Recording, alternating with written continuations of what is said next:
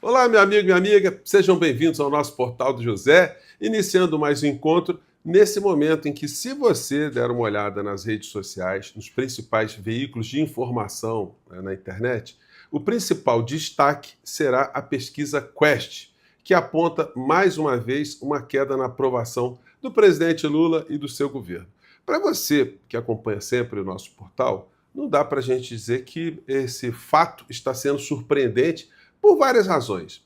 Existem situações que podem reverter essa tendência, essa posição, e as análises que a gente escuta por todos os lados. Isso se deve porque os alimentos estão caros, porque o combustível está caro, e por conta da reforma administrativa não aconteceu, reforma política não aconteceu, e porque tem isso, porque tem aquilo. O que pode ser considerado o ponto principal desse resultado? Nós já conversamos aqui várias vezes, vamos falar também como é possível mudar essa situação, e tem coisas acontecendo para mudar essa situação, mudar esse retrato. Vou conversar com vocês também sobre algo muito importante que está correndo paralelamente a essa realidade, que foi um pedido, aliás, uma petição, um despacho do ministro Alexandre de Moraes, dirigido ao Paulo Gonet, fazendo alguns questionamentos sobre a possibilidade e necessidade de uma decretação de prisão preventiva de Bolsonaro agora, em função de tudo aquilo que ele tem feito, as suas declarações, as suas movimentações, e manifestações estão sendo programadas agora para o dia 6 de abril. Bom, antes de entrarmos nos temas, quero convidar você que está chegando nesse instante ao nosso portal, ainda não é inscrito, para que, em primeiro lugar, você se inscreva aqui conosco e venha se somar aqui aos mais de 1.021.000 pessoas que já são inscritas e conectadas através do nosso portal. Conheça também os nossos outros vídeos. Se você gostar, compartilhe, recomende. Nunca se esqueça do seu joinha, seu comentário. Se puder, prestigie também nosso clube de membros. Você aqui é muito bem-vindo e muito bem-vinda. Gente, olha, vocês vão ver nos principais veículos hoje várias análises sobre esse fato aqui. Quest, desaprovação de Lula cresce e chega a 56%. E é a pior desde o início do mandato. A gente vai ver que todos os veículos estão tratando disso. Claro que a extrema-direita está comemorando, né? Porque para eles, quanto pior, é melhor para os seus propósitos políticos e até para estratégias para livrar da cadeia todos aqueles que quiseram destruir a nossa democracia. Aqui no UOL a gente lê: Quest, desaprovação da gestão Lula é de 56% e passa pela primeira vez dos 50%. A tendência já estava sendo notada desde algum tempo atrás, que isso poderia acontecer. Existem vários fatores concretos, existem situações da economia, existem, de fato, situações relacionadas à política, e existe um fato principal que foi a comunicação absolutamente inexistente e debilitada desde o começo do governo Lula. E agora, vários influenciadores aqui nas redes sociais já estão tendo contato com a área de comunicação do governo Lula. E provavelmente nós teremos aí uma aproximação maior, teremos uma mudança da forma como a comunicação tem sido tratada. E por que a comunicação ela é vital? Porque algumas situações, gente, no nosso país sempre aconteceram. Por exemplo, alimentos sempre estarem numa condição de preços que desagradam o consumidor. Você nunca entrou num supermercado e disse assim: nossa, como as coisas estão baratas, olha, como eu estou comprando muito mais. É difícil. Você pode encontrar um produto aqui, outro lá, mas os alimentos no mundo inteiro eles estão sujeitos a sazonalidades e também a políticas macroeconômicas que cuidam ali dos seus estoques reguladores dos produtos essenciais. Isso no governo Bolsonaro foi destruído, porque ele acabou com todos os armazéns, com a Conab. Ele colocou para chefiar a Conab uma pessoa que era um publicitário, que era amigo dele, que não ia lá.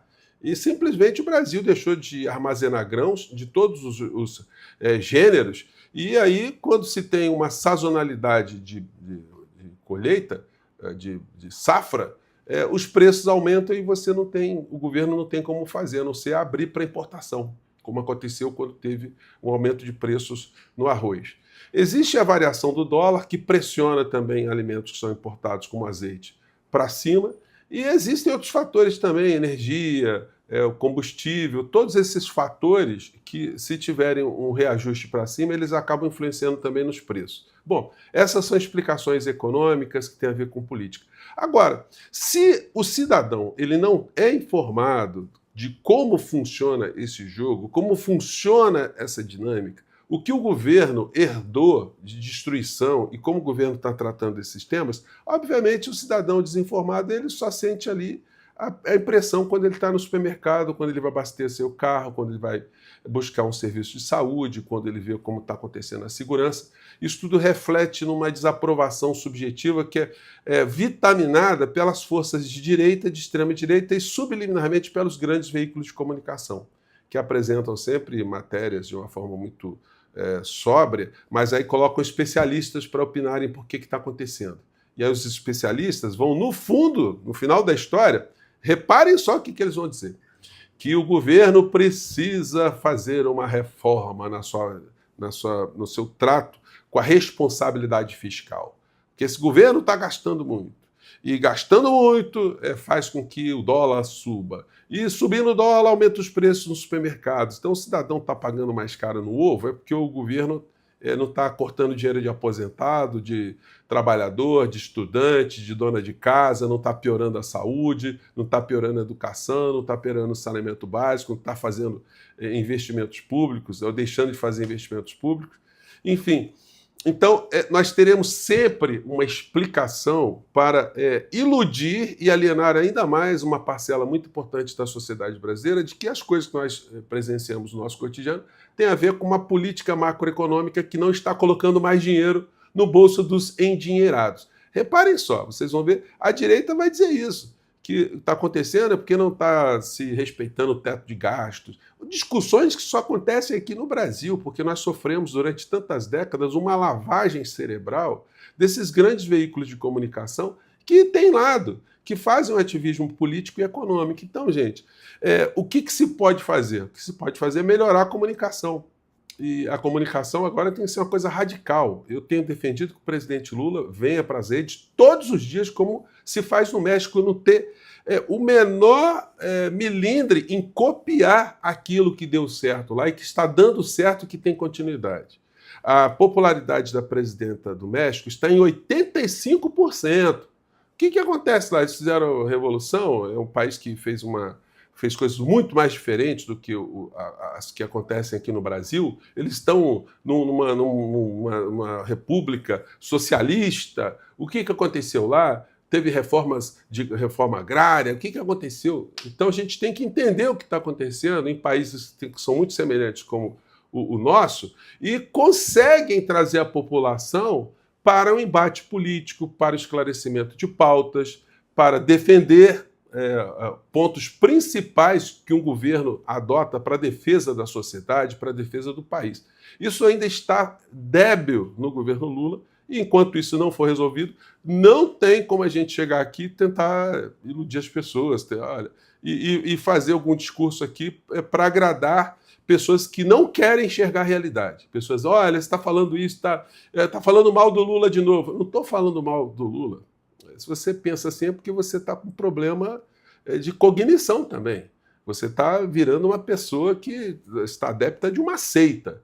E adeptos de seita não têm reflexão crítica para ajudar qualquer coisa para mudar a realidade. Então a gente tem que ter isso muito claro e a nossa responsabilidade como comunicadores, como influenciadores, como se diz, né?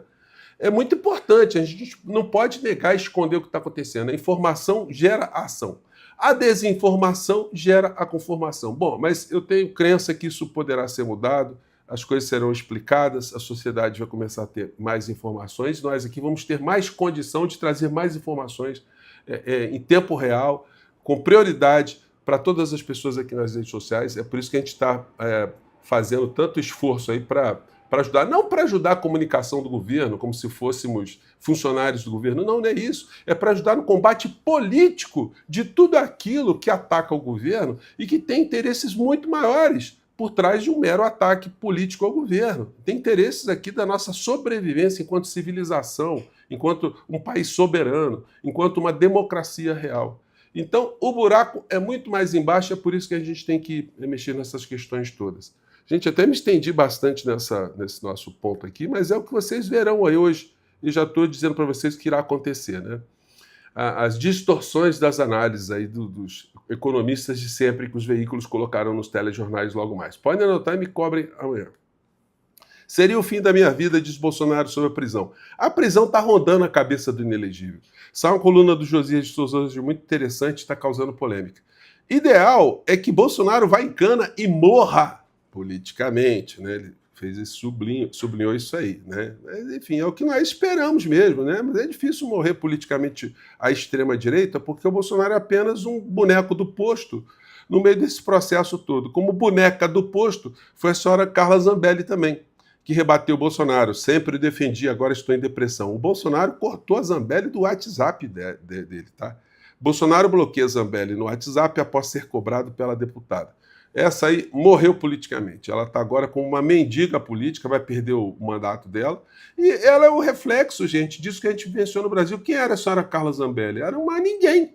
Mas veio nessa onda do bolsonarismo, acoplou no Bolsonaro, se elegeu com o Bolsonaro tem essa percepção, ele não precisa dela para absolutamente nada. Na cabeça dele, ela criou um prejuízo para a campanha dele, então ela está sendo descartada e agora ela que vai seguir a vida dela e vai chorar, vai buscar bons advogados e psicólogos. Moraes manda PGR se manifestar sobre prisão de Bolsonaro. Gente, esse troço aqui não tá brincadeira não, tá? O ministro Alexandre de Moraes passou aqui um despacho para o Paulo Gonet. Eu vou falar com mais detalhes sobre isso mais tarde, no nosso outro encontro, mas o ministro Alexandre de Moraes despachou o seguinte ponto aqui. Alexandre de Moraes solicitou o parecer do Ministério Público Federal sobre se há necessidade de aplicar medidas cautelares para restringir a atuação de Bolsonaro em novas convocações que possam incitar atos antidemocráticos. Porque o Bolsonaro está botando as unhas de fora, porque ele está sendo influenciado pelo Malafaia e por algumas pessoas que têm uma visão distorcida da realidade. Eles pensam que nós esquecemos que eles tentaram destruir a nossa democracia, né? E não vai funcionar como eles estão pensando, não. Moraes analisa a notícia crime contra Bolsonaro. Bom, as solicitações de Alexandre de Moraes à PGR têm como origem uma notícia crime protocolada por 2 advogados que argumentam que Bolsonaro teria tentado obstruir a justiça e incitar novos atos que comprometam a ordem política e a estabilidade democrática, bem como a coação no curso do processo. E aí segue aqui. Aí eu vou destacar aqui as perguntas. Aqui tem os argumentos que eu vou comentar com vocês mais tarde, mas aqui o ministro Alexandre de Moraes ele pergunta o seguinte: o possível cometimento pelo noticiado, no caso Bolsonaro, dos delitos de obstrução de justiça, incitação de crimes contra as instituições democráticas e coação no curso do processo. Cabimento de prisão preventiva do noticiado, nos termos do artigo 302 do Código de Processo Penal, a fim de garantir a ordem pública e a instrução processual. 3. Aplicação de medidas cautelares nos termos do artigo 309 do Código de Processo Penal, para restringir a atuação do noticiado em convocações que possam incitar atos antidemocráticos. Foram as determinações do ministro Alexandre de Moraes. Então, como eu conversei com vocês algumas vezes, se o Bolsonaro der um escorregão, ele vai tomar uma prisão preventiva ou, na melhor das hipóteses, vai ganhar ali uma tornozeleira eletrônica para aprender alguma coisa, né, de civilidade, alguma coisa de racionalidade, de bom senso, que está faltando naquela cabeça, parece que desde quando ele nasceu, né? Gente, eu fico por aqui, mais tarde a gente volta, tem coisas muito importantes para conversarmos, tá legal? Um abraço, tchau!